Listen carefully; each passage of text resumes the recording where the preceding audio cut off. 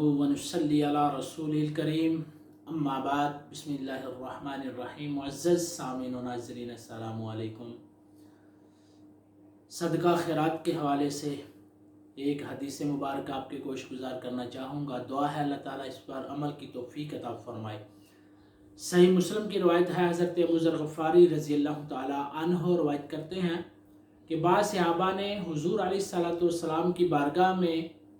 عرض کی، یا رسول اللہ صلی اللہ علیہ وسلم، کہ مالدار لوگ جو ہیں وہ اعمال میں ہم سے آگے بڑھ گئے، نیکیوں میں ہم سے آگے بڑھ گئے، ہماری طرح وہ نماز بھی پڑھتے ہیں، صدقہ خیرات کرتے ہیں، روزے بھی رکھتے ہیں، مگر مال کی زیادتی کی وجہ سے، مال زیادہ ہونے کی وجہ سے وہ صدقہ ہم سے زیادہ کرتے ہیں، تو نیکیوں میں ہم سے آگے بڑھ گئے۔ آقا کریم علیہ السلام نے فرمایا، کیا تمہارے پاس وہ چیز نہیں ہے کہ اگر تم اسے کرو تو تم بھی ان کے برابر ہو جاؤ یا آگے بڑھ جاؤ؟ حضور علیہ السلام نے فرمایا کہ تمہارے لیے ہر تسبیح صدقہ ہے، ہر تکبیر صدقہ ہے، ہر تحمید صدقہ ہے، ہر تحلیل صدقہ ہے، یہاں تک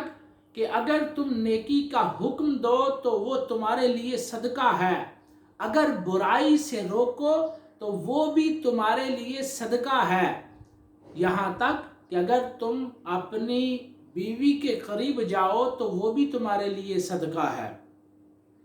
اللہ غفور الرحیم ہے اور حضور رحمت للعالمین ہے۔ آقا کریم علیہ السلام کی شفقت کا یہ نتیجہ ہے کہ جو عبادت لوگ کرتے ہیں، ان کے پاس مال ہے تو عبادت میں اور مال کی وجہ سے وہ صدقے میں زیادہ بڑھ گئے، تو حضور نے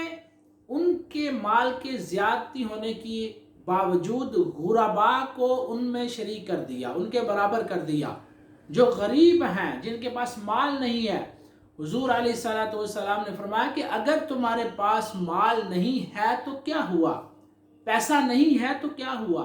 تم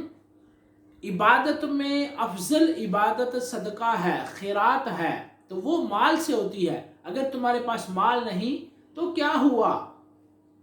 تم اگر اللہ کی تسبیح بیان کرو، سبحان اللہ کہو تو یہ تمہارے لیے صدقہ ہے، اگر تم الحمدللہ کہو تو یہ تمہارے لیے صدقہ ہے، اگر تم لا الہ الا اللہ کہو تو یہ تمہارے لیے صدقہ ہے۔ اور حضور نے فرمایا کہ یہی نہیں بلکہ اگر تم نیکی کا حکم دیتے ہو تو یہ بھی صدقہ ہے، برائی سے روکتے ہو یہ بھی صدقہ ہے، اگر تم اپنی خواہش پوری کرنے کے لیے اپنی زوجہ کے پاس جاتے ہو یہ بھی تمہارے لیے صدقہ ہے۔ صحابہ نے کہا، یا رسول اللہ اس میں کس طرح صدقہ ہے؟ حضور نے فرمایا کہ اگر تم یہ کام حرام طریقے سے کرو تو گناہ ہوتا ہے، اور اگر اسی کام کو اگر حلال طریقے سے کرو تو ثواب ہوتا ہے، یہ بھی صدقہ ہے۔ تو کس طرح کریم آقا نے غرباء کو امیروں کے برابر کر دیا اور ان میں شریک کر دیا کہ اگر تمہارے پاس مال نہیں تو اللہ کی تسبیح بیان کرو، اللہ کا ذکر کرو، ذکر و اذکار کرو تو یہ تمہارے لیے صدقہ ہوگا، اور راستے سے کسی تکلیف دہ چیز کو ہٹا دینا یہ بھی تمہارے لیے صدقہ ہے۔ آقا کریم علیہ السلام نے کس طرح صدقے کی وضاحت فرمائی، اور غریب لوگوں کے لیے یہ بہترین صدقہ ہے کہ اللہ کی تسبیح کی جائے، نیکی کا